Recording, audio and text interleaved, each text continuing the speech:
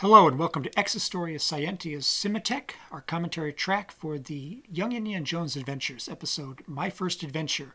My name is Jason Mount, And I'm Anthony Stauder. and today we're going to be watching the Young Indiana Jones Adventures. Now, these are different from the television show, although they are essentially the television show. The Young Indiana Jones Chronicles, which is a television show that aired 1992 to 1993 on ABC and then later on the Family Channel. And it was an hour-long episode for the most part, sometimes 2 hours, but for the most part an hour long. And this is not that television show. This is the same content as the television show, but it's been re-edited into 2-hour chapter movies. Now, this is chapter 1, and we'll be watching this in this format throughout our series here because this is what's available on DVD and VHS. So if you have a copy that was taped off the television back in '92, that won't cut it because, unfortunately, it will not match what we're watching. This is the Curse of the Jackal part, the first half of Curse of the Jackal, plus a second part called Tangiers. This is the episode that debuted on March 4th, 1992. But the second part of it, which we'll get to as the second half of this episode, and I'll note it then, was filmed many, many years later. What you're going to do is you're going to queue up your DVD to the point with the Paramount logo, with the mountain and the stars, circle it. And when we say press play, you'll press play, and that way you'll be following along with us. Everything's ready on my end. Everything ready on your end, Anthony? It certainly is. Okay. So with that, if you've got your tape queued up, or your DVD queued up, then you will press play on the signal. And with that, press play now. You should be seeing the Paramount logo with the mountain, the lake, and the stars encircling it.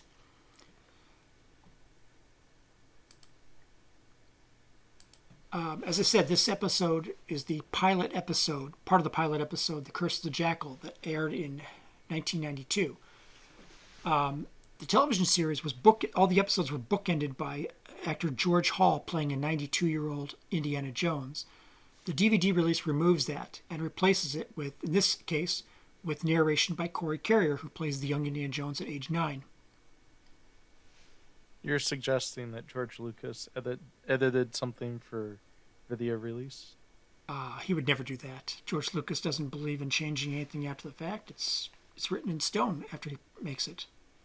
Oh, yes, indeed. Here we have... It must have been just an oversight in the video release process. Oh, yeah, definitely. This is still mirrors, for the most part, what aired with The Curse of the Jackal, although there's some slight changes, obviously, besides Corey Carrier's narration. This little introduction, this little part here with the very young baby playing the character was not originally part of the way it aired back in '92.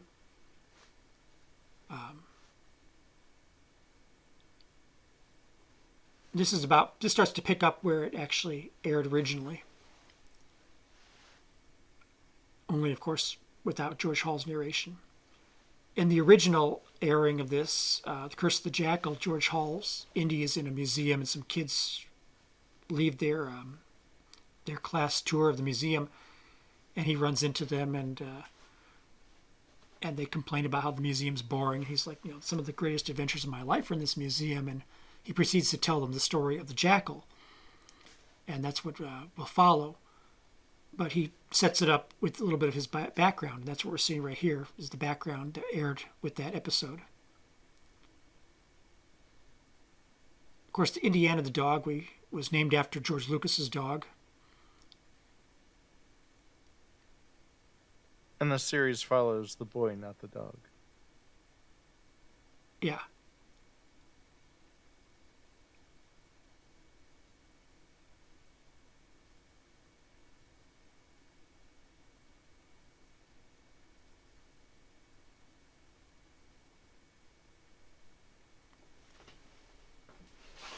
But as I said, the series ran from '92 until '93. Final episode was Paris, May 1919, which is set in Versailles, which was a nice ending, essentially, for the series. But It did kind of live on a little bit. They aired a total of 28 episodes with 4 unaired episodes. Those 4 episodes were 2 hours long, anyhow. But we did get some 2-hour episodes near the end of the series that did air, such as The Mystery of the Blues and The Scandal of 1920.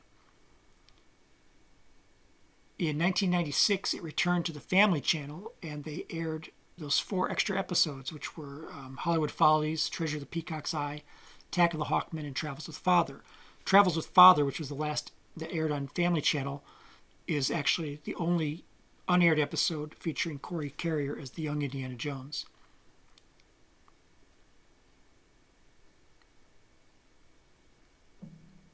And then for the DVD release, VHS and DVD release, George Lucas re-edited them into chronological order. And the second half of Curse of the Jackal got moved to Chapter 6, while a new episode, Tangiers, May 1908, was filmed in 1996. Which is why you'll see Indiana Jones, played by Corey Carrier, get a lot older looking in the second half of this episode. I guess it's just lucky he didn't have a big growth spurt and end up like 6 feet tall, because that would have been very awkward.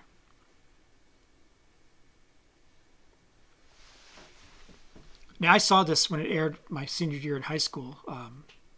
I enjoyed it, but the series didn't have great ratings, and that's not really the show's fault so much as it is the attitudes toward the show. Fans of Indiana Jones movies, I should say, they were expecting something different. They were expecting an action-adventure series featuring treasure hunting, and this wasn't that. Whereas people who didn't like the movies thought this was going to be action-adventure and never gave it a shot because they didn't want that. And so both those who liked Indiana Jones and those who didn't were not given what they were expected. And unfortunately, therefore, had a hard time finding its audience because not enough people were willing to recognize the show for what it was, which is a period piece of character study. Period drama.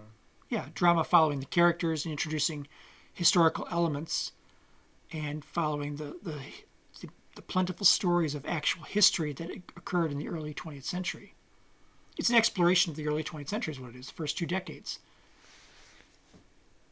But obviously the years pre-war and then the war years and then a few years after World War I.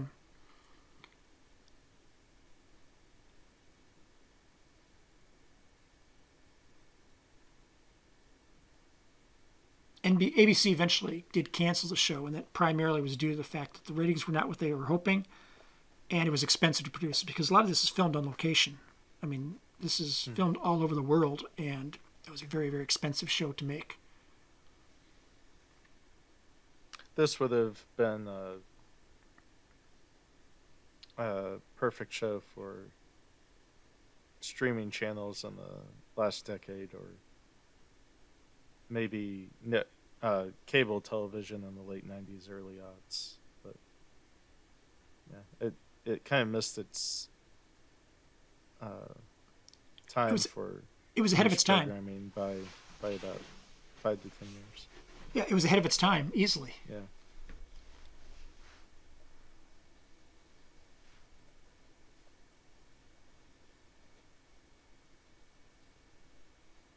And what's remarkable is also the number of people that came out of this production in terms of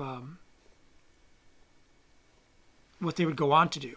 A lot of the people that worked on it ended up working on the Star Wars prequels, George Lucas included, obviously. He used this television series as a test ground for a lot of the visual effects. It has a visual effects budget, by Industrial Light and Magic, where they composite a lot of stuff to kind of recreate early 20th century world, where obviously things that they see in this episode and the other episodes don't look like that anymore, because in the course of 70 years between when this was airing and when it was set, or 80 years in this case, a lot of stuff had changed. And so they used visual effects to change it around and make it look a little like it did back in 1910 to 1920. He's a great dinner guest. Oh, definitely. I appreciate that they found a way to create both an entertaining scene and also a an educational scene with his description of how mummification works.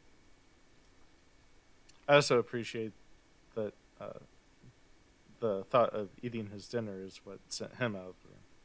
Yeah, but it's tripe, man, and that stuff is disgusting. The stomach of a cow just doesn't sound appetizing. I mean, it's Not a at all. big food in terms of many cultures to this day, Mm-hmm. but I've just never seen the appeal.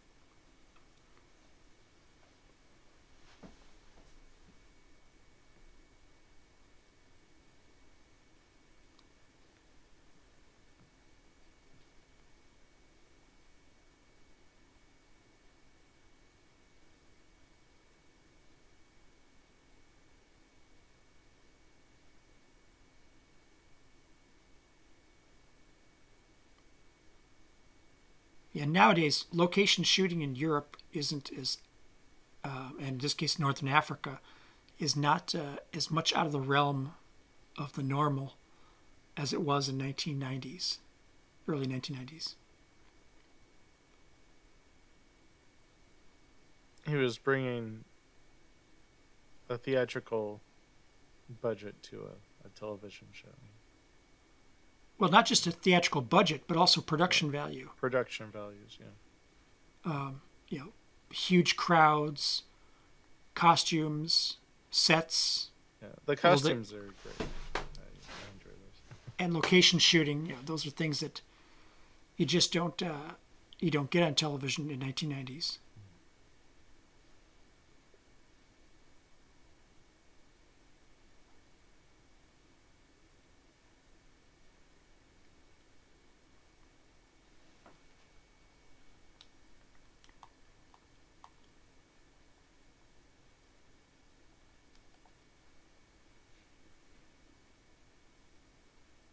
Now, Margaret Tyzak, who plays Miss Seymour, is probably the biggest name in this cast. Everybody else is pretty much an unknown at this point. Although I think, for example, the actor who plays Indy's father, he does a pretty good impersonation of Sean Connery. He nails the character really well.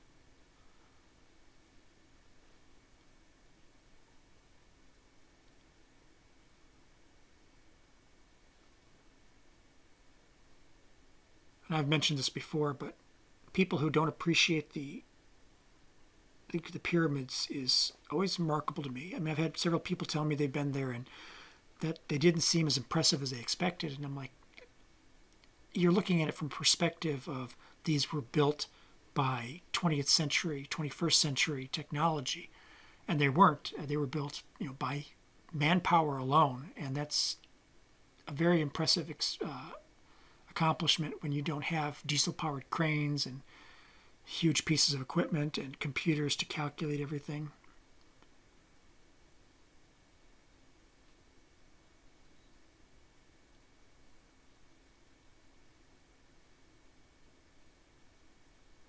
Yeah, there's no. I don't know. In 50 years, they could maybe 3D print a pyramid or something. It's additive construction, but probably even now they could. But that's just not something that was around then. So yeah, it's truly remarkable, the science and engineering and construction, and it took a lot of people to do it. Like, communities were uh, built dedicated to the construction of the pyramids, and uh, those communities, their whole economy was based on construction of the pyramids. Well, it wasn't just communities, it was society as a whole, and it was over time. These were not built in a lifetime, they were built in multiple Mm-hmm. lifetimes. And that's, when you look at it in that perspective, this is something that nowadays would be built in maybe a year or two, and this was measured in decades.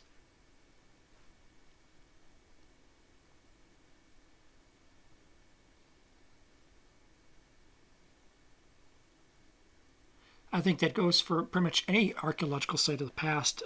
People don't always appreciate just how much what was done back then was beyond the scope of possibility. People still to this day who do understand the process behind construction of these things, they marvel at it, whereas people who haven't got a clue as to how things are done without modern technology, they just brush it off as, oh, this would be easy. But it's not easy if you take away the technology.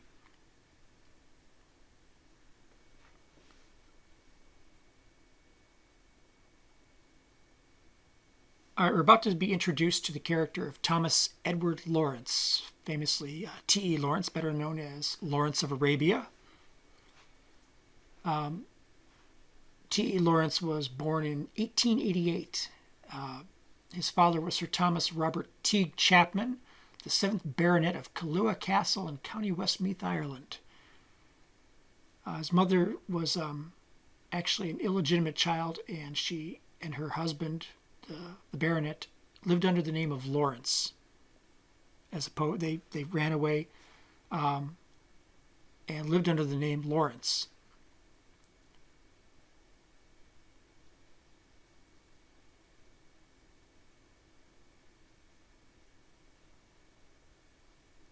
Now, he just mentioned Syria and Crusader castles, and that's both true and not true.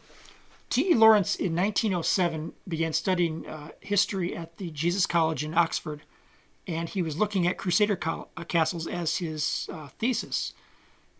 He went and visited a lot of Crusader castles in the world, but before that he visited castles in Europe that were not Crusader castles, but were nevertheless castles. Obviously in Britain he was able to visit a lot. In 1906 he began bicycling through Brittany and Normandy in northern France. And in 1908, he spent about 2 months or so bicycling all over France, and he visited about 50 castles in all. So when this takes place, he was actually, the real T.E. Lawrence would not have been in Egypt at this point. He was in France visiting castles. However, he did eventually end up in the Middle East. In 1909, he went to Lebanon, Syria, and Palestine as part of the Hogarth expedition at Carchemish in Syria. And he visited castles not only in Syria but in Lebanon and Palestine. And in 1912 he briefly headed down to Egypt. That's when he actually first went to Egypt, was 1912. He worked with the archaeologist Flinders Petrie at the Tarkhan necropolis in Egypt.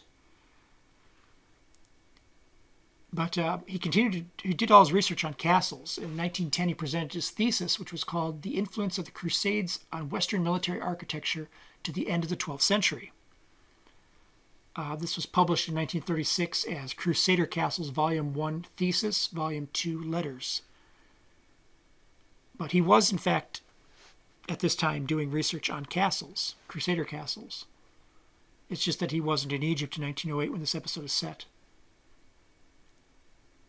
He wouldn't be in Egypt for another 4 years. He wouldn't be in the Middle East for another year.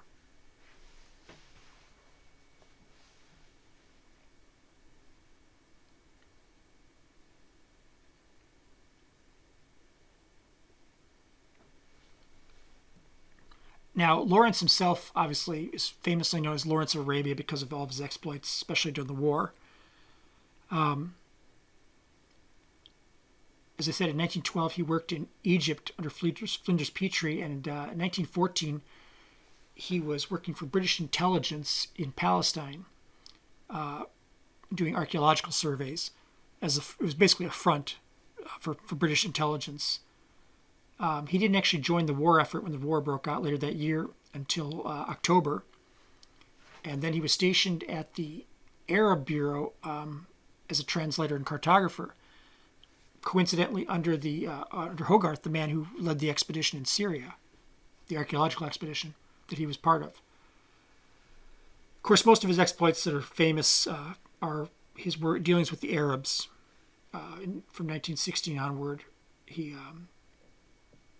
when the Arab revolt began, he headed out there and was sent to Hijaz, the Hijaz part of which is modern-day Syria, Saudi Arabia, on an intelligence gathering mission, and it was there that he met Prince Faisal. And if you've seen the movie Lawrence of Arabia, which is a movie we will definitely be looking at later when we get to the episodes of this series, which deal with the war. But he did all of his most famous exploits were at that time with all the various guerrilla attacks they were conducting on the Jaws Railroad.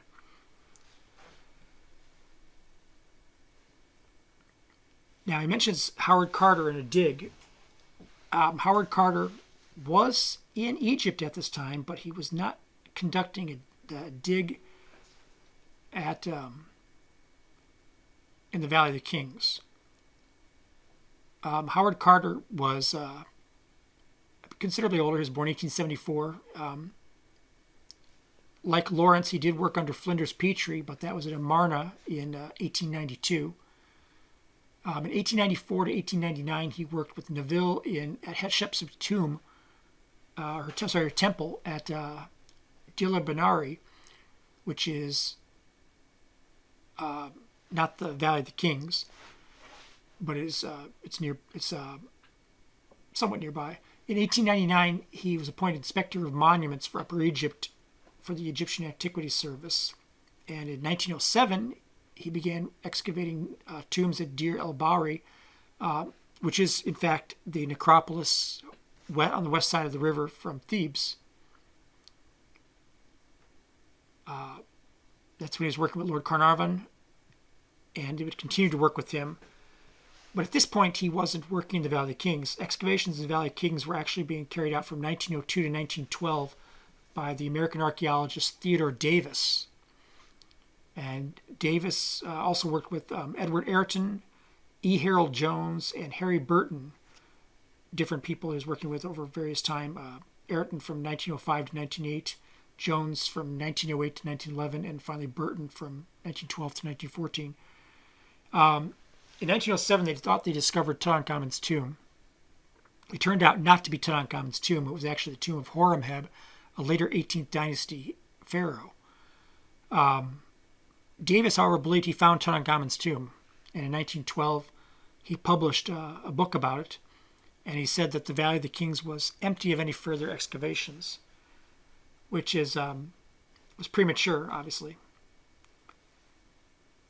When he died in 1915, Lord Carnarvon got permission to begin excavations in the Valley of the Kings, and that's when you actually get Howard Carter beginning his work in the Valley of the Kings. Prior to that, he was working in the necropolis, which is nearby, but it's not actually in the what we call the Valley of the Kings.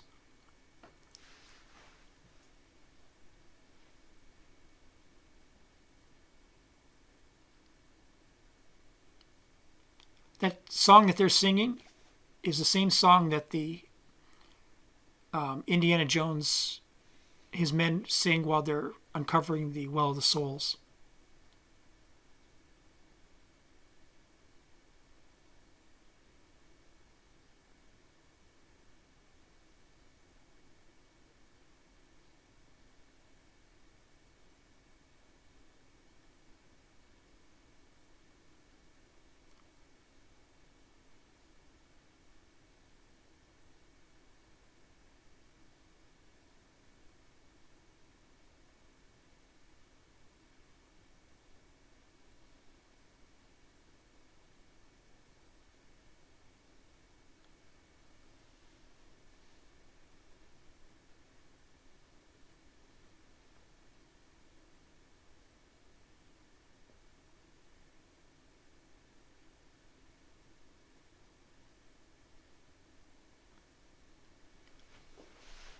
Now I'm going to talk about curses in a little bit here, because curses are something which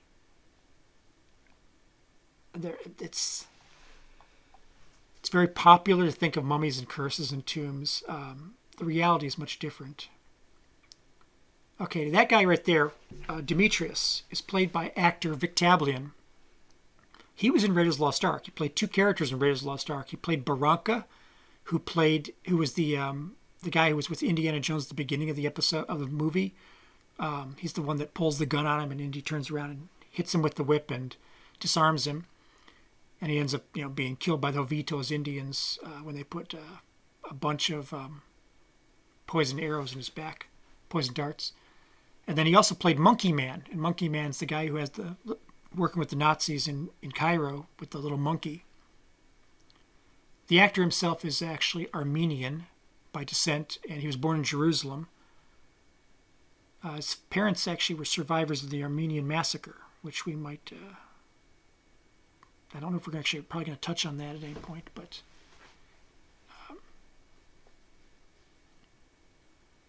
As far as the series, it doesn't come up in the series, obviously, but... Yeah. Now, they mentioned artifacts from Tutankhamun's tomb, and it said there were, in fact, artifacts found because Davis did, in fact, find the funerary temple for Tutankhamun, but he didn't find the tomb. So he assumed that when he found the tomb of Horemheb, that was Tutankhamun's tomb. They knew the boy pharaoh was out there, they just didn't know where. It wasn't until 1922 when Carter actually found it. And it turns out it was not too far from where they stopped the excavation years earlier. If they just kept going, they would have found it, but they didn't.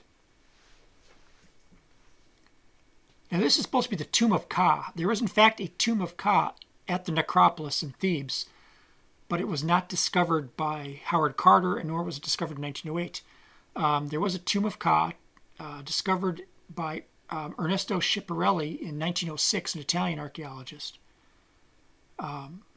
Much like the Ka they're talking about, which if it's the same character, same person or not, it's hard to say. It was someone who was a construction foreman at the necropolis, the Theban necropolis, during the reigns of Amenhotep II, Thutmose IV, and Amenhotep III. Those would be the pharaohs that preceded Tutankhamun. Amenhotep III is followed by famously Akhenaten, and then Akhenaten, of course, is the heretic pharaoh of the 18th dynasty who adopted monotheism. Reformed the religious system in a way that angered everyone. I don't know if you can call it reform. He radically changed it. Well, okay. from a polytheistic system to I was being a little subtle, but yeah. Yeah, he pretty much ditched their entire religion and said, we're just going under this religion now. Yeah. And of course, after his death, you had a series of pharaohs until you get to Tutankhamun, who is his son. Tutankhamun is followed by another pharaoh, his advisor, and then eventually by Horemheb, and that's the end of the 18th dynasty. Now, as far as curses go, there's not really much to that. I mean, stories of curses go back all the way to the 17th century.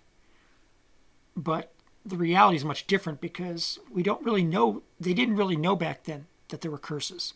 They imagined that that's what was being written in hieroglyphics, but they couldn't translate them. You see, translation of hieroglyphics didn't occur until the Rosetta Stone. And the Rosetta Stone was discovered in 1799. Did I just say Rosetta Stone? Rosetta Stone. If I did say scone, that's completely wrong. That's Tutankhamun I like to eat. Rosetta Stone.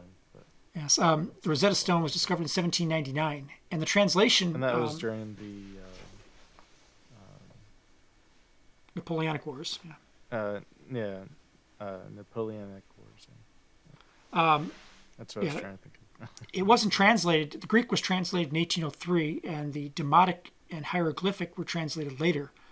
In fact, it wasn't until the hieroglyphic was kind of translated in 1814, but the confirmation that what it said was exactly what they had translated. It wasn't made until like 1823, 1824, when they were able to compare cartouches with stuff found elsewhere and confirm that they had in fact translated the hieroglyphics on the Rosetta Stone, which means that when you have stories about curses in the 17th and 18th centuries, they couldn't read it, so they had no idea what it said, and they imagined that it said curses. Now, the Egyptians did use something like curses, but it wasn't really curses. They had something called execration texts and sympathetic magic. If you know, sympathetic magic is the idea that you depict something and that it will make it happen. You say something will happen, and it works, which is basically kind of like a curse.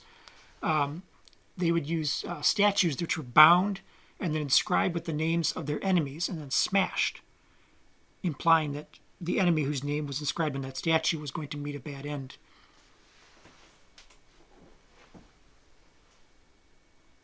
But they didn't really have curses on the tombs. That's Hollywood. Mm-hmm. Yeah.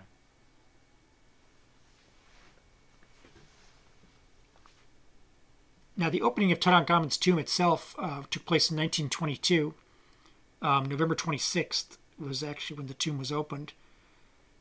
And the idea of curses gained a lot of popularity after that, because when the tomb was closed on February 26th, 1923, about a year, not quite a year later, obviously, 4 months later, people died. But the thing is that people die all the time, so a lot of it's coincidence.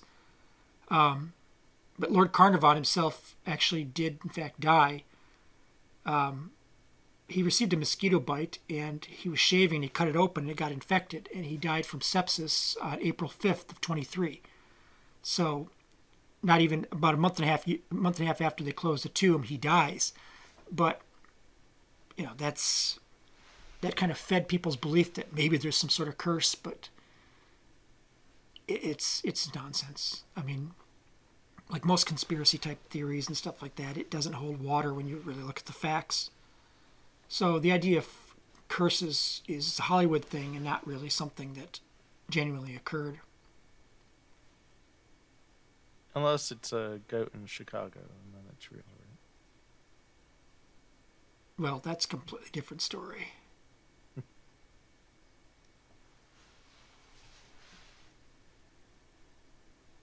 So what were their primary methods of excavation?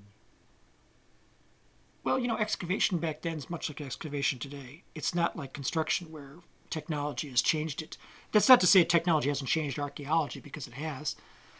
But, the keys to archaeology then and now are still the same thing, which is patience and time.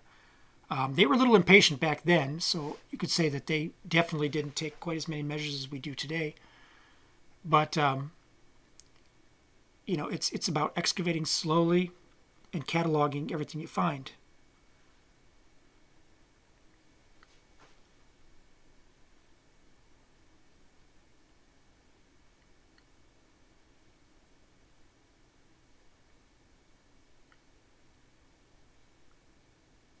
They didn't have satellite imagery and LiDAR, but they did No, have, obviously, yeah. Nowadays but can. they did have other.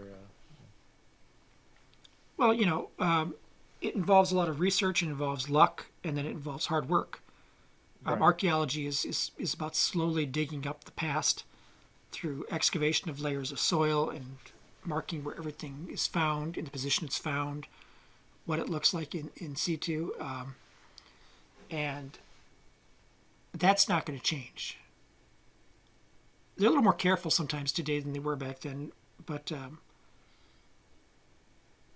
Flinders Petrie wasn't, for example, always that good in what he was doing. There was always anxiety about taking too long, because they had to have results, and because they were excited to find stuff. Mm-hmm. A lot of archaeology today isn't even necessarily about what they find, but so much about what they don't find, because archaeological digs won't always cover the entire site. A lot of times they'll leave part of it unexcavated because they anticipate in the future they'll be more capable of preserving something. Because archaeology is a destructive science. When you excavate something, you are forever destroying the look of how it is. Yeah. And in that process, you could lose data that you don't know about. 50 years, 100 years from now, they might be able to do something which would be able to further identify the soil or something like that, and tell so much more than we can do today. And so they don't always excavate everything. There are vast areas of Pompeii, for example, which are not excavated because they're left intact as they are, because in the future they may be able to excavate them without altering things. Additionally, when you're dealing with things like mummies or any kind of organic artifact, you get rapid destruction of the artifact itself just through deterioration. A lot of Exposure things. to air and Exposure to air and sunlight. A lot of things are preserved because they're not in contact with air or sunlight. right. But the second that they are, decomposition begins, and so the very process of excavating artifacts or remains is immediately going to begin destroying that object. So I mean, you've got to take measures to preserve it, but at the same time, you don't get a second chance to just go back and excavate it again.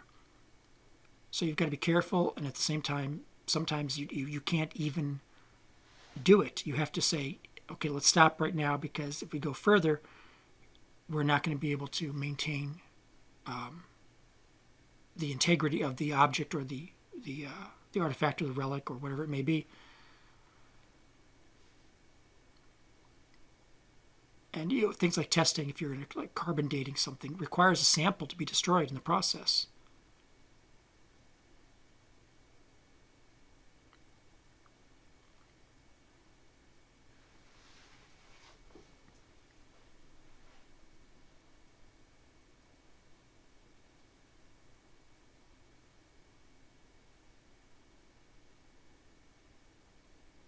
Now, this is, of course, where we are introduced to the concept of the jackal, which was the original. The Curse of the Jackal was the original name of this episode.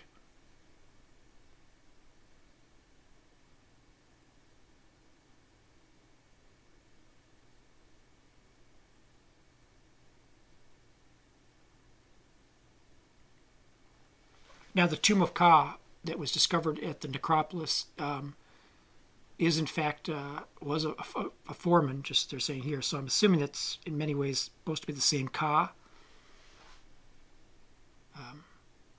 But that, of course, they said was excavated in 1906. Now, even today, texts get photographed or taken to places to be translated, and it takes some time. So it's a little Hollywood magic to just read it right there, I think. But and as you were saying back then, they don't necessarily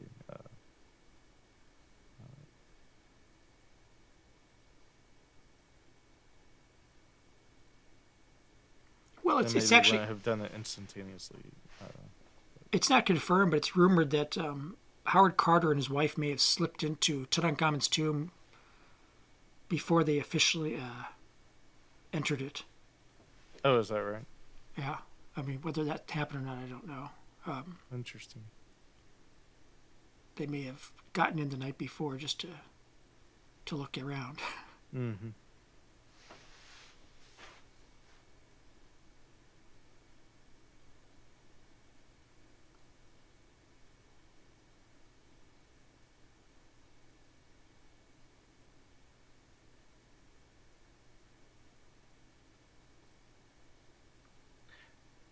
What were the most common things found in the pyramids?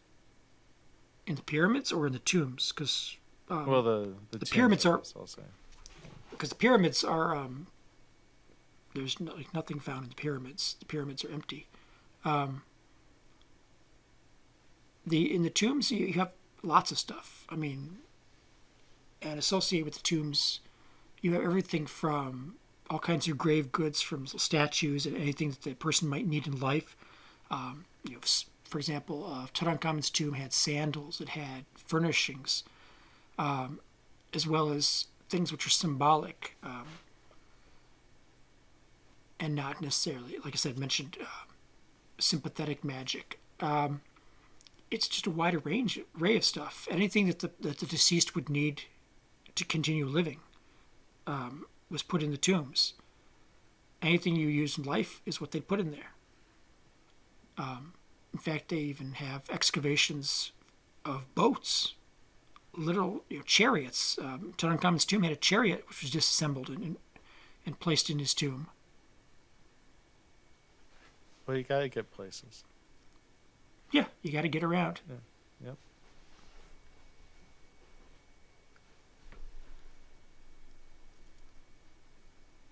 Now, I had the distinct pleasure of actually reading Tutankhamun's the excavation by Harold Carter, Howard Carter, his book on it, Discovery of the Tomb of Tutankhamun, which was published in 1923.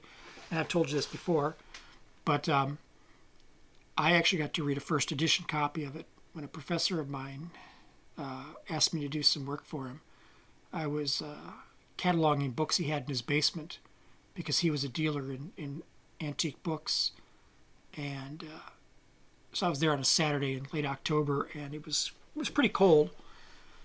And he had a furnace in his basement, but it didn't really heat it very well. And he was supposed to be back at like 5:30 or something like that. And I finished up work around 5:30, just basically writing out library cards, card catalog type cards of every book that he had. And I stopped because it got so cold I literally couldn't write anymore. My hands were frozen.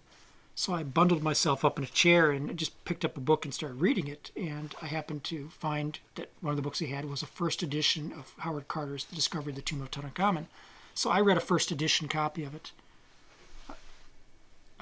He showed up like 7:30, 8 o'clock. He's like, "What are you still doing here?" And I'm like, "I couldn't leave. I don't have the key to lock up." And he would have been okay with me leaving, but it's like there was $1 million, $2 million in books in that basement. I wasn't gonna leave them unattended. That makes sense.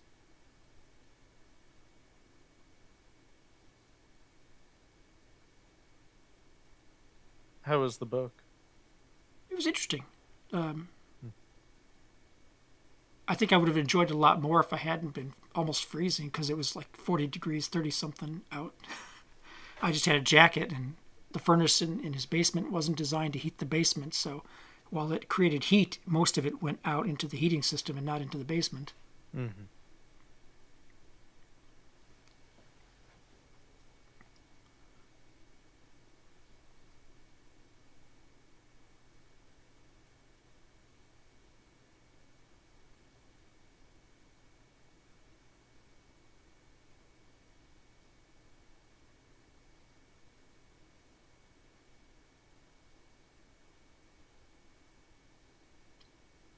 Now, as it originally aired, it ends pretty soon, and then we flash forward back to the present day when old Indy is talking to the kids, and then he resumes his story in 1916. But this next segment you're about to see was the last part of this show ever filmed. The episode continues on the original with Lawrence riding off like that. So everything's about to follow here. From this point forward, this is brand new. This was filmed in 1997. This was the last footage filmed for the series. So all this right here with him tackling Demetrius was filmed in 1997, 5-6 years after the rest of it.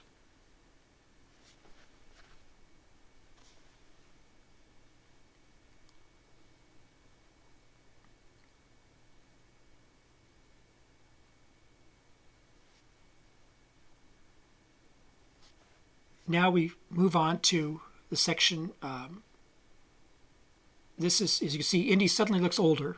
That's because he is 5-6 years older at this point, Corey Carrier. This part of the episode was Tangier. This was filmed in 1996. This was not an original part of the series. This was filmed to add another hour onto this movie because they didn't have another hour to go with it. And so the script that they had for Tangier was filmed now in 1996 and added on.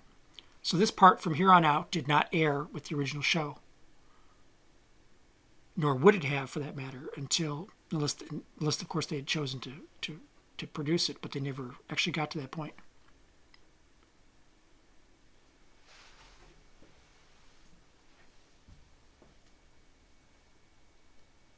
Now, Walter Harris is an actual person.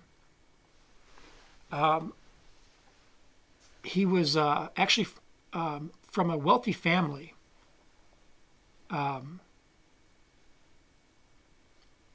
He visited Morocco on, I believe it was a diplomatic mission at age 19. He just stayed there in Tangier.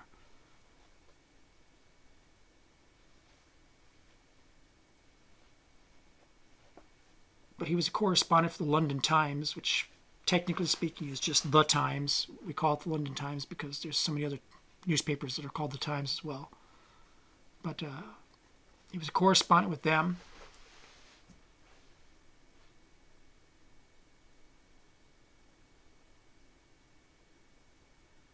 He also wrote numerous travel books on the Middle East.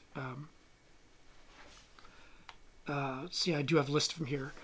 The Land of the African Sultan, Travels in Morocco, 1887, 1888, 1889. A Journey Through Yemen, 1893.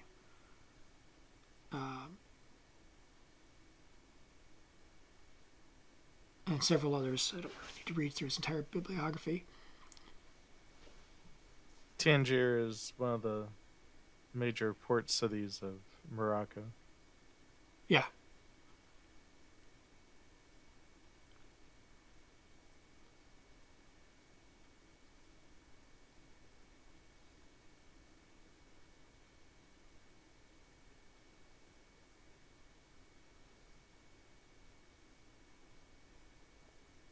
Morocco has is across the sea from the Iberian Peninsula and then on the West African Atlantic coast. So Well, it's the Strait of Gibraltar. It's along the Strait of Gibraltar between. Strait. Why they say sea? Anyway, Yeah. Strait of Gibraltar.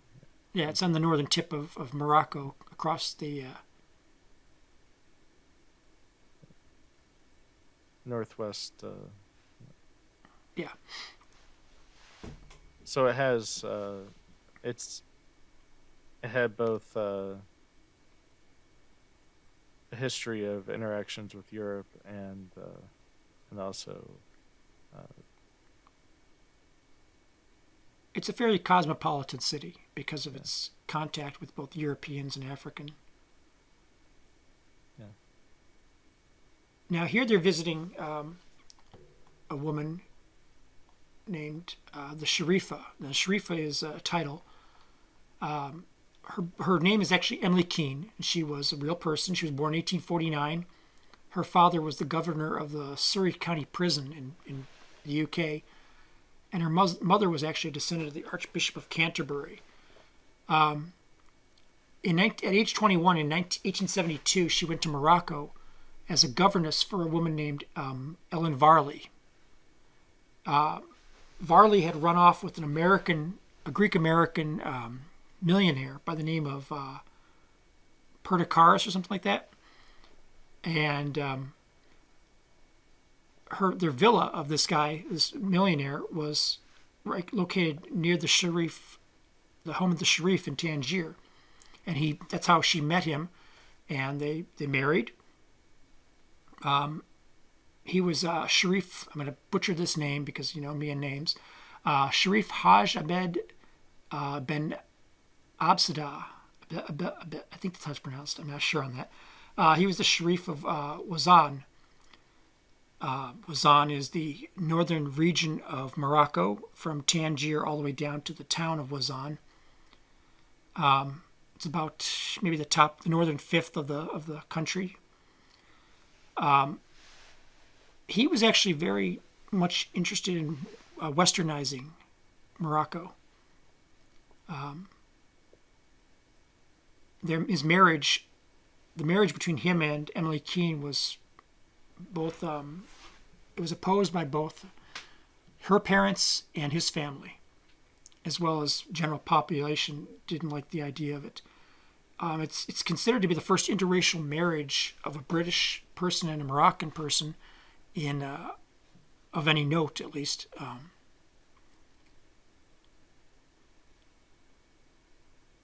But both families were opposed to it. Her father apparently even commissioned a boat to sit out there and wait for her if she wanted to run away. She didn't. She married him in 1873, and she became the Sharifa.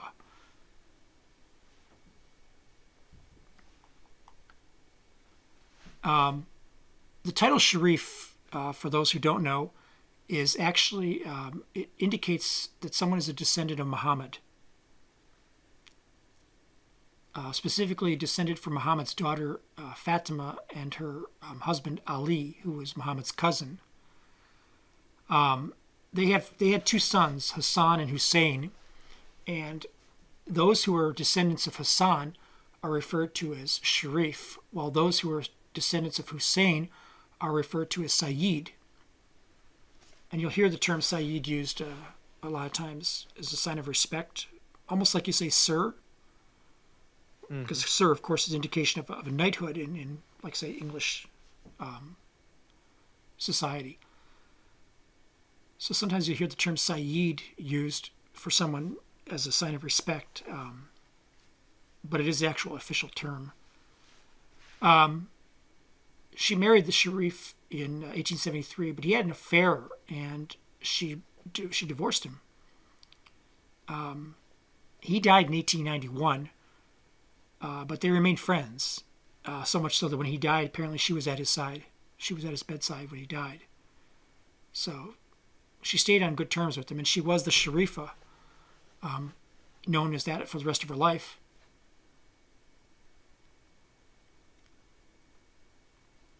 Their son was Mulay Ali bin Absada. I'm horrible with that name.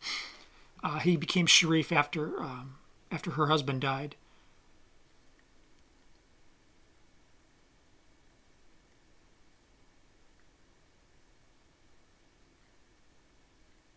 Now, she told her life story in a book called My Life Story, which was published in 1912. I've only read part of it. I never finished it, unfortunately. Things get in the way. It was an interesting read. She talks about her life and her marriage. She talks about the history of his family, and she even noted, for example, that the Sharif himself was more of a direct descendant of Muhammad than the Sultan of Morocco. So he was as high a figure in terms of stature as you probably could find in Morocco at the time.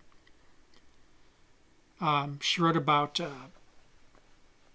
her son's birth and the ceremonies that associated with it.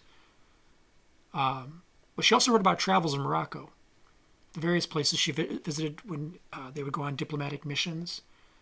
She wrote about the life of the Moroccans, as well as her own attitudes and views towards it, because she, like her husband, was interested in modernizing the country. The thing that really she emphasized a lot was health.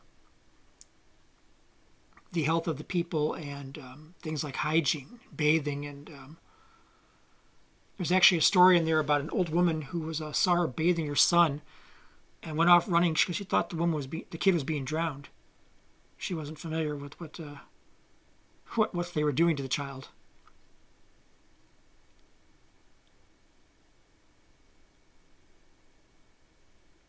But she introduced a lot of modern medical concepts, such as vaccines, vaccinating against diseases. It's also said by her great-great-granddaughter, something like that, wrote that she introduced tea, at least English tea, into the Moroccan diet. Now you can see there, Corey Carrier definitely looks much older because he's about 6 years older than he was when he filmed very much so, the other part.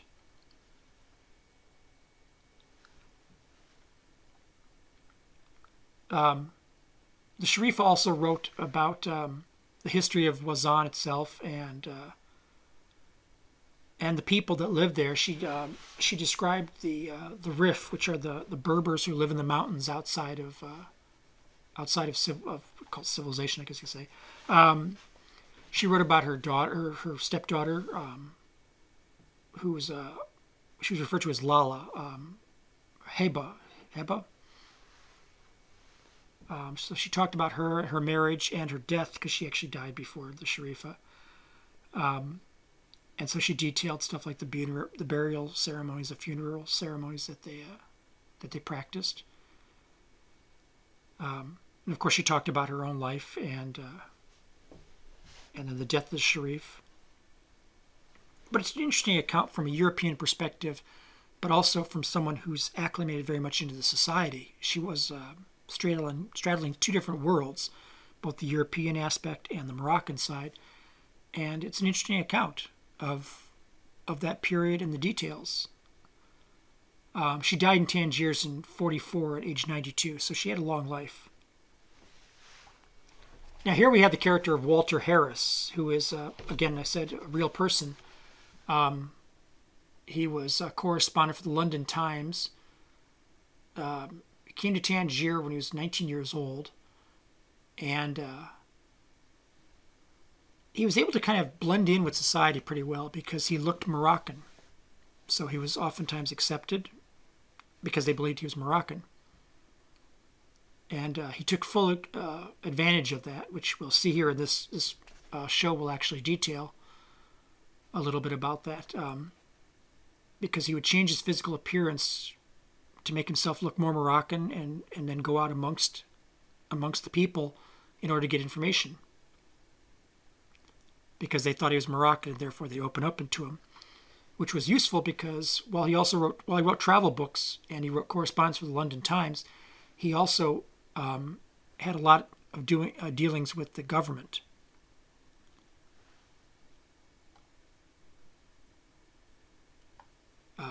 He was heavily involved in Moroccan politics, mostly on behalf, of course, of the British Foreign Office.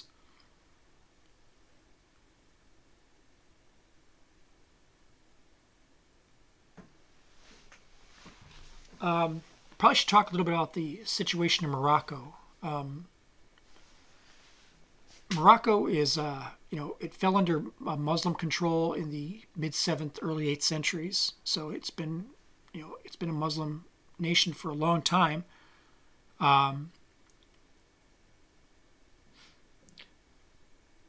Portugal Since took control of it as a colony in.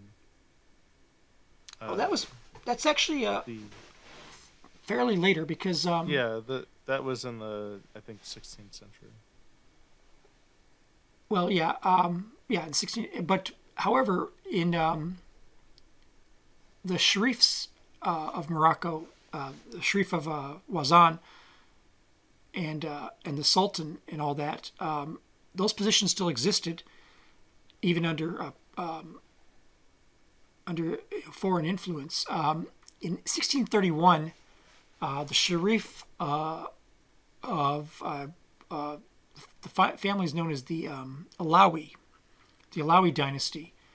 Of course, as a Sharif, they claim descent from Muhammad, and he started to get control of Morocco, and by the late 17th century, he was Sultan of Morocco. He had control of the country as a whole, so it was independent. Although they did have a lot of problems with various tribal descent. I mentioned the mountain Berbers known as the Rif. They continued to be a problem all the way into the 20th century. But Morocco was independent. Yeah, I think that's kind of been the story of Moroccan history, is kind of the tension between the central government and tribal local tribes, and the at least in the early modern area into the 20th century, that was a lot of the tension. And anytime a sultan wanted to create reforms, and if it did anything to change privileges or change tax structure or modernized the country. It created a lot of tension with the tribes and with the aristocracy, as you can imagine. Entrenched interests don't like change in any country, and so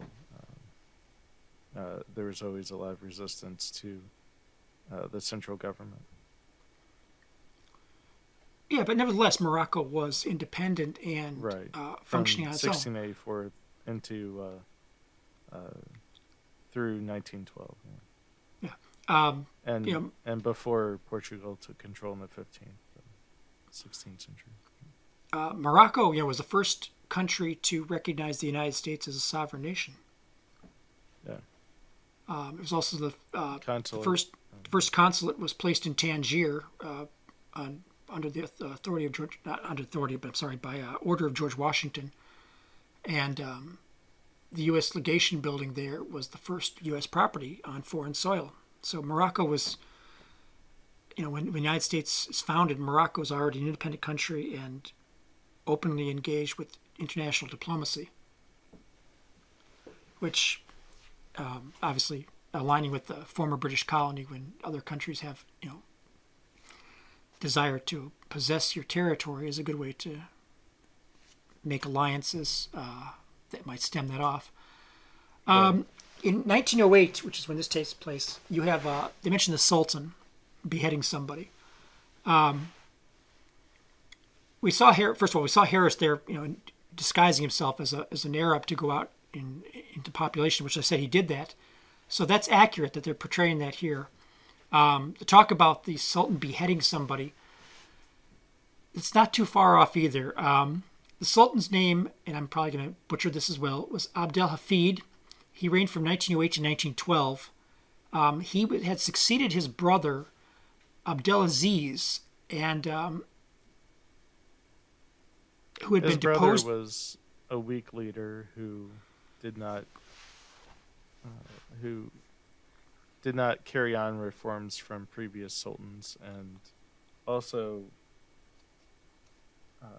was distracted by a lot of extracurricular activities, I'll say, and also distracted by a lot of the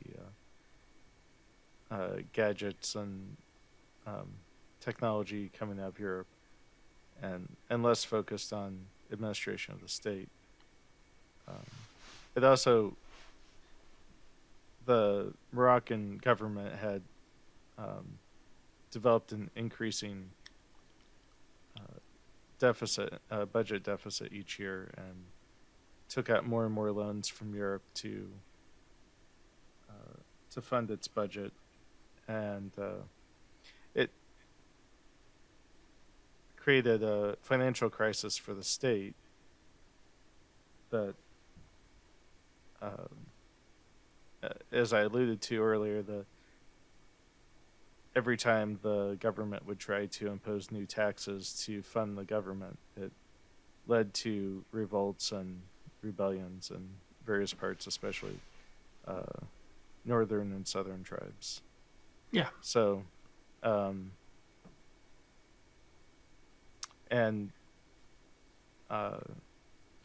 with the excesses of his brother and the incompetent leadership at the helm, people rallied around his brother to become the new sultan.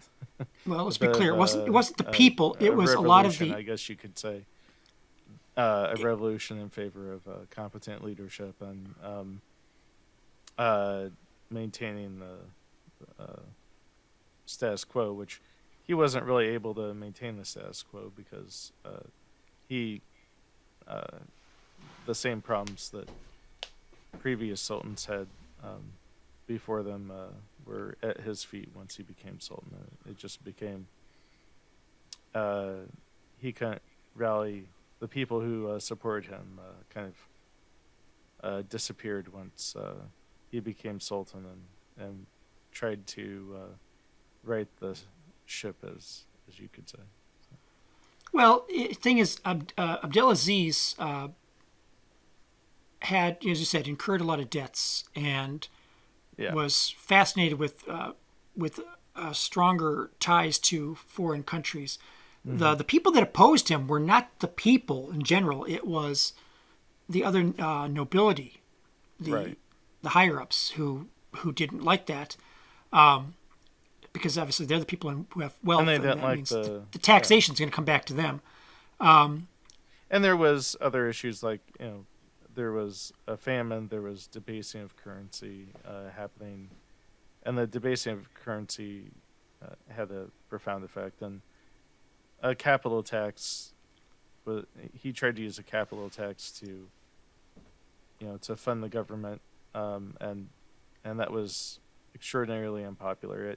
It uh, and it applied to everyone, no matter whether you owned a goat or whether you owned vast amounts of property. So it kind of made everyone mad, as can happen. But um, mostly the way you get a rebellion is you upset the other nobility, and that's how revolutions happen. So yeah. Yeah. Well, so basically, Abdelaziz was defeated at the Battle of Marrakesh. Marrakesh is another city further south. Another major trade city. Yeah, yeah. In fact, it's actually mentioned Raiders of the Lost Ark. Remember, that's where the idol that Rene Belloc steals. Indy says the only place he can sell is Marrakesh. And Marrakesh and Tangier were the two major Port cities of Morocco. cities involved in the slave trade. Yeah, which is what we're seeing here. But the Sultan Abdel Hafid was known to torture people. So the whole point about him beheading somebody, that's not that far off. He tortured his critics and political opponents, anybody who questioned him. Yeah. So even though they got rid of Abdelaziz, who they didn't like, they ended up with somebody even worse, because he was a tyrant. I mean, that's the only word for him, is a tyrant.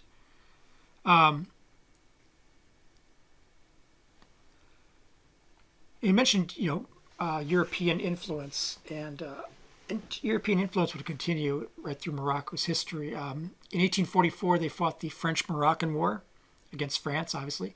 They fought Spain in 1859, 1860 in the Spanish-Moroccan War. In 1900, though, they had an agreement between France and Spain, which delineated the various spheres of influence, who would control what part of Morocco and who would control the other part. The boundaries were officially defined later. Yeah, about 1902, 1904, they were kind of refined them. But we have something called the First Moroccan Crisis, which occurs a few years before this episode is set. 1905, 1906, you had France and Germany, who was looking at getting into the colonialization game a lot later than, obviously, their other European counterparts. We're looking at trying to get control of Britain. Germany sought Moroccan support for a war. If they were to go to war with Britain or France, they wanted Morocco to support Germany, which obviously Germany was taking a lot of measures like that. They made overtures to Mexico in regard to the possibility of the United States, of course, entering the Great War. But that's where Walter Harris came in. He initially actually sided with Germany.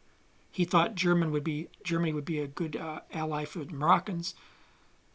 But when he found out that the British told him, "Hey, we want France to have control because that's who we have ties with," he began to advocate for France, which he advocated from there on out, that the Moroccans allied themselves with France.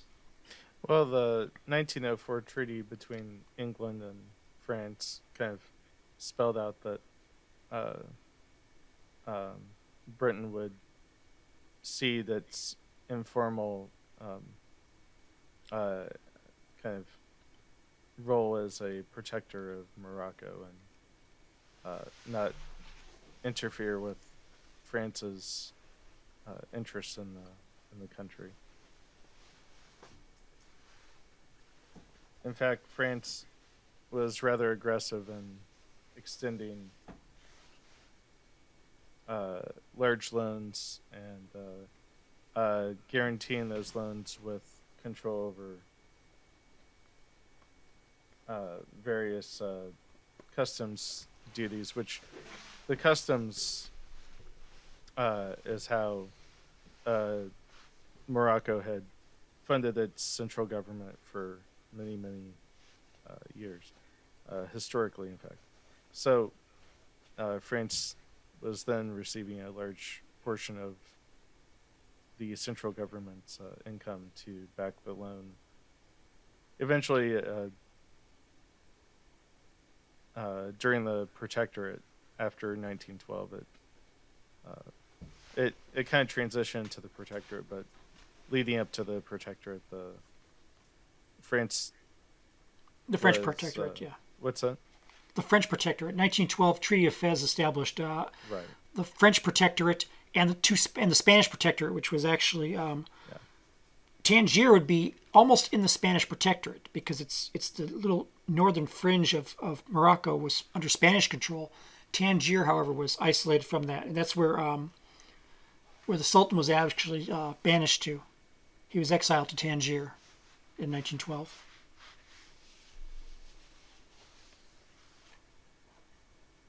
But obviously, this is 1908, so therefore, this is before the Protectorate's come into Right. play. Yeah.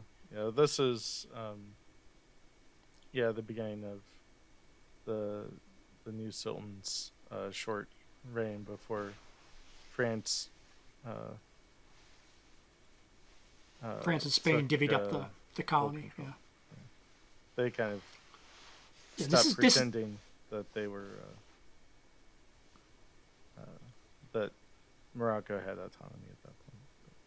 Yeah. Well, that In the lead up to it, they had, imposed customs police, and they commanded the customs police. French commanders were over top of those, and there were some other.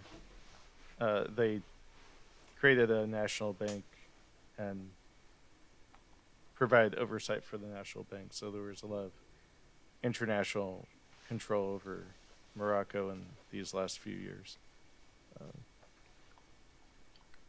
Yeah. The first Moroccan crisis, which was in 1905, 1906, is followed by a second Moroccan crisis in 1911, and that leads to, as you mentioned, the Treaty of Fez, 1912. This is a period where Europe is just carving up Morocco, and Yeah. there's a lot of foreign intrigue. Things are in heavy transition, but here we see, the people in the hinterlands, I guess you'd say, of Morocco, who are there's still the Berber tribes are operating out here. There's people called the Rif. The Rif live in the mountain. They're mountain Berbers basically, who live out in the Rif Mountains. There was a guy by the name of Raisuli, who was himself, I believe, a Sharif. He's often referred to as the last of the Barbary pirates. The Barbary pirates, as you may recall from American history, were the various states that operated and engaged in piracy of European vessels, which led to the United States entering battle against Tripoli in the Barbary War.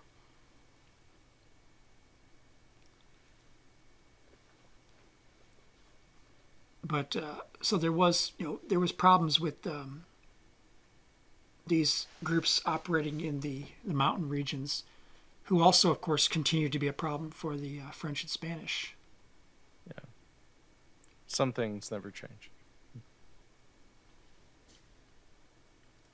Now, in terms of slavery, people are often surprised to find out slavery still exists, which that's unfortunately it does in pretty large numbers. Morocco is kind of a strange figure in that. Slavery was abolished in 1925 in Morocco, but it still exists. I find it kind of odd in this story, something we're going to see here a little later. But I was looking at some figures on slavery internationally. Morocco to this day has thousands of slaves. In 2018, the Global Slavery Index said there were approximately 85,000 slaves in Morocco. And they estimated that over 48% of the population was at risk where they could be seized as potential slaves. And while those numbers seem huge, in 2016 there was estimated 219,000 slaves in Morocco.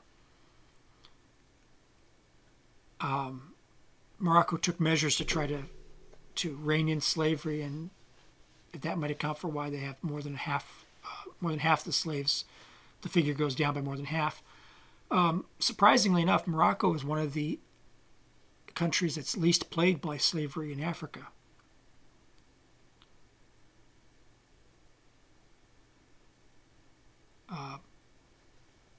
Surprisingly, considering it's so many people. I mean, 85,000 slaves, and that's considered to be pretty good. Countries like, it's other countries are pretty low in terms of slavery. Tunisia and Algeria. So basically, the northern African countries tend to be a little better off taking measures against it. Algeria has 106,000. Tunisia, which is much smaller, has 25,000. Slavery is really bad as you get further into the areas of the continent where you have conflict. South Sudan, for example, where the civil war has been going on for a long time, is considered one of the highest risk areas for slavery in the world. It's even protected by the slavers claim that it's protected by law. They cite Muslim laws protecting it. People twist religion for whatever they want, but puts a lot of the non-Muslim members of Sudan at risk because they feel it's justified. Congo, which has obviously lots of history of civil war and conflict, has over 1 million slaves, which is just that's astounding, because you consider that worldwide it's estimated that 40 million slaves exist in the world today. An astounding number. Yeah. Over 70% are female, and about a quarter of them are children.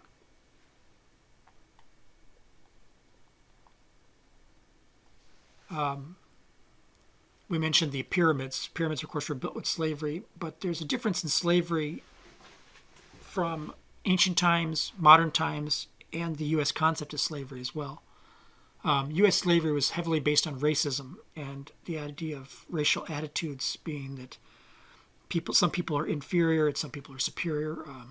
It's chattel slavery, where you're not owning human beings so much as you're owning inferior beings. Ancient slavery is not like that, but modern slavery is more akin to ancient slavery in that it's just possession of people. It's capture of and kidnapping or conquest of taking human beings and then selling them to ownership of another person. And a lot of the countries in the world where you have slavery, you've got other types as well, because there's, besides using them for labor, you also have soldiering, where they're kidnapped and forced into militaries in these countries where they're fighting civil wars.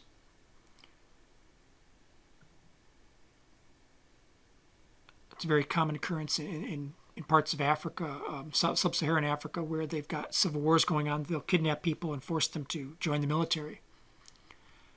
You've also got ritual slavery, which still exists, which is kind of an odd, I don't say odd, but it's using people as a form of currency. You have, or as a means of punishment. You committed a crime, so now you're a slave. You're going to have to serve as someone's servant as punishment for your crime, but also as payment for service. You owe money, so therefore your payment is going to be indentured servitude, more or less, which is another nice way of saying slavery. But I mentioned that so many women are slaves because there's another form of slavery, and that's forced marriage.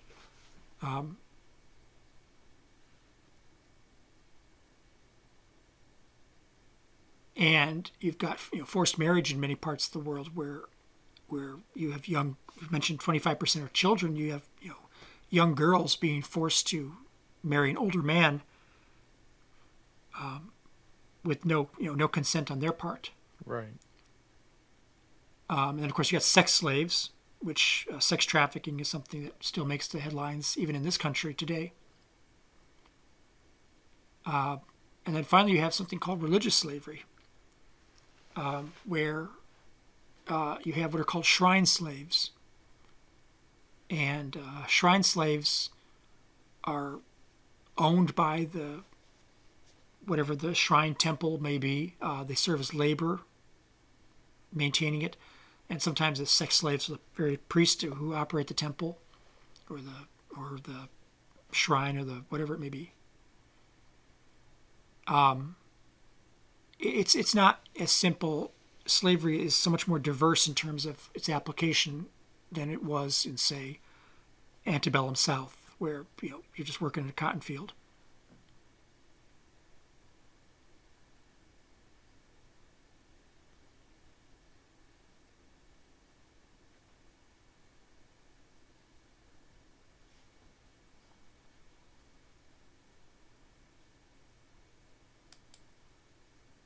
Now, I found interesting that they viewed Indy as a more valuable slave because in northern Africa, or at least in Morocco, owning black slaves was considered to be a higher status because they were people either captured or brought through conquest. They were exotic imports as opposed to finding a lighter skinned person who was simply another Moroccan.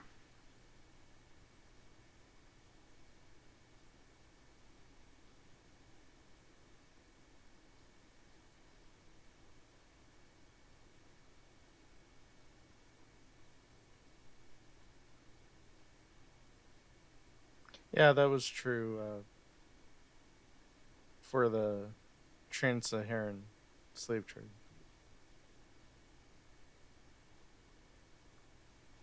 It was very racialized in terms of who the slave owners would prefer, and so it was very racialized in that time.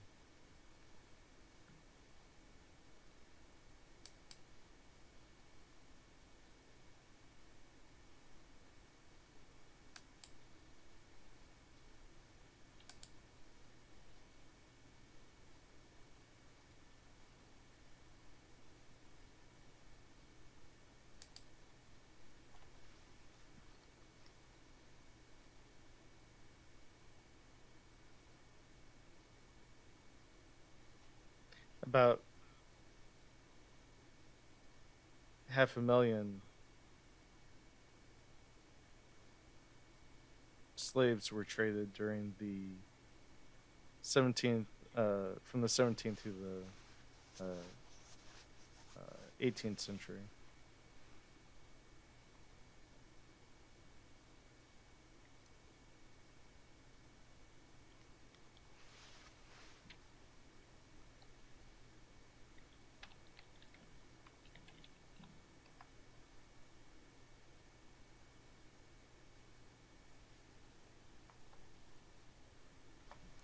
Yeah,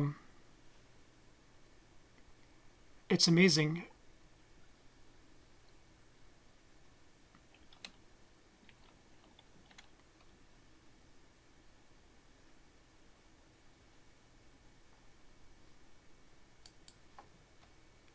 All right, here we're back at the Sharifa's residence. It's interesting that this is there's a line coming up here that I find funny.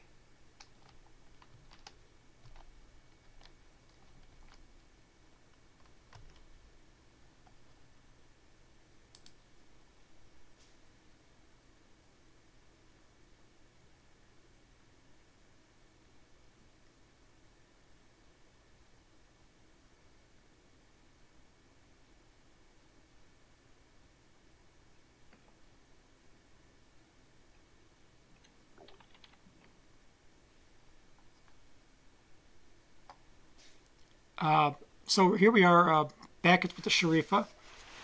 Now, there's going to be a line here at the end where it's kind of curious, and I want to point this out just because I mentioned that the Sharifa spent the rest of her life, the later years of her life, in Tangier, right? Yeah. Now, there's a line coming up here that I find funny because I was just like, wait a minute, this doesn't make sense. I just want to point this out.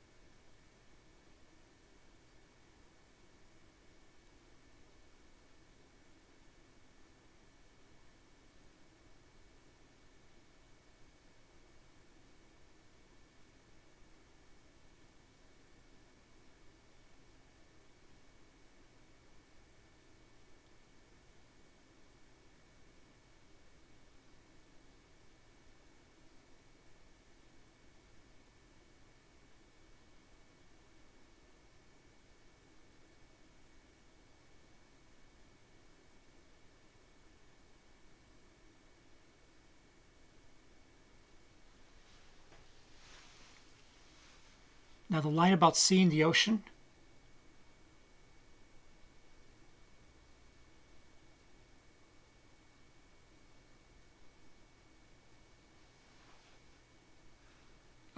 He'll mention that he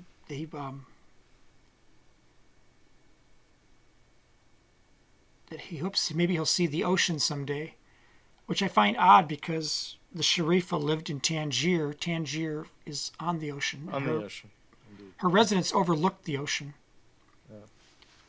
which is kind of funny. Yeah. So when they left the compound, he wasn't looking around very carefully. It's right over there. But that is the first episode of the Young Indiana Jones Adventures.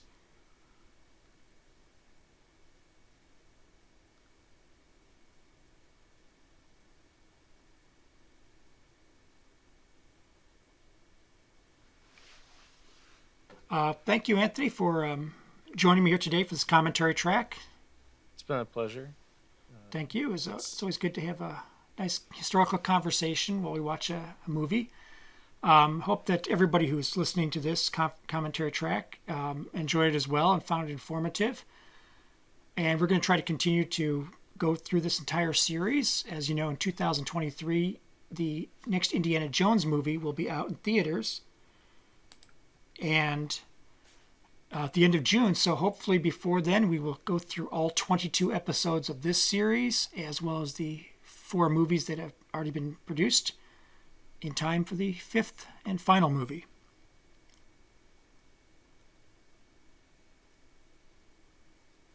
So with that, I think we'll wrap this commentary track up.